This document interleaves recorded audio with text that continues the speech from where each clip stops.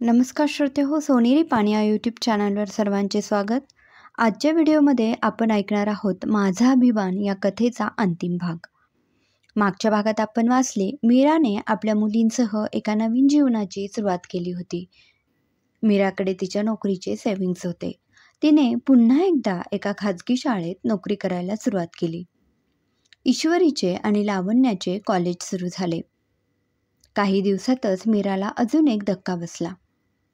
सागर आणि महेशने राजेशचे नाव वगळून रेस्टॉरंट स्वतःच्या नावावर करून घेतले होते. रेस्टॉरंटच्या एका विश्वासू माणसाने मीराला ही बातमी दिली होती. हे ऐकून मीरा शांत होती.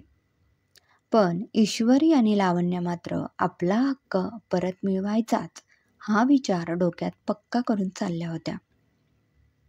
मीराने हळूहळू नोकरीबरोबरच खाजगी ट्युशन द्यायलाही सुरुवात केली होती. ईश्वरीही तिला मदत करत होती. ग्रॅज्युएशन नंतर लावण्याने लॉला ॲडमिशन घेतले आणि ती वकील झाली. एव्हाना नंदिनीचीही 12वी झाली होती आणि ती मेडिकलचे शिक्षण घेत होती.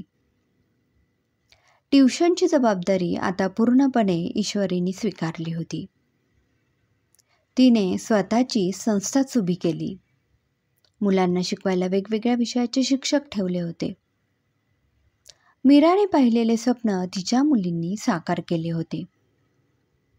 तिला तिच्या तिघी मुलींचा सार्थ अभिमान होता. सर्व काही सुरळीत झाले असले तरीही झालेल्या अपमानाचा बदला आणि आपल्या बाबांचा हक्क मिळवायचा हे तिघी मुलींच्याही डोक्यात होते. आपली वकिलीची प्रॅक्टिस पूर्ण झाल्यावर लावण्याने सर्वात आधी कायद्याने रेस्टॉरंटच्या धंद्यामधील आपल्या बाबांचा हिस्सा परत मिळवला. त्या दिवशी पळत येऊनच लावण्य आईच्या गळ्यात पडली. आई, आज खऱ्या अर्थाने मला खूप आनंद झाला आहे. अगं हो, काय झाले काय ते तर सांग, मीराने विचारले.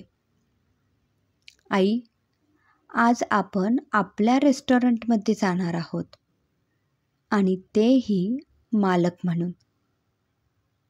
हे ऐकून मीराच्या डोळ्यातून अश्रू ओघळू लागले.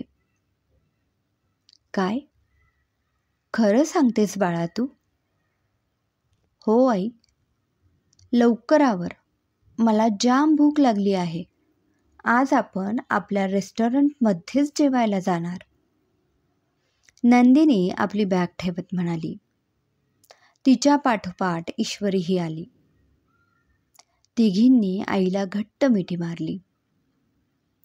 थोड्याच वेळात तिघीही रेस्टॉरंटमध्ये पोहोचल्या. मीरा आपल्या तिघी मुलींसह ताठमानेनं रेस्टॉरंटमध्ये फिरत होती. तिला पाहून सागर आणि महेशची मान मात्र शरमेनं खाली गेली होती. मीरा सागर आणि महेश जवळ गेली आणि म्हणाली, मला खूप वाईट वाटते आहे की ज्या भावाने तुमच्यासाठी आपले सर्वस्व पणाला लावले, तो भाऊ गेल्यावर त्याच्या मुली तुम्हाला अडचण वाटू लागल्या. या 3 मुली तुमच्या भावाचा आणि माझा अभिमान आहेत, हे कायम लक्षात ठेवा. समाप्त. धन्यवाद.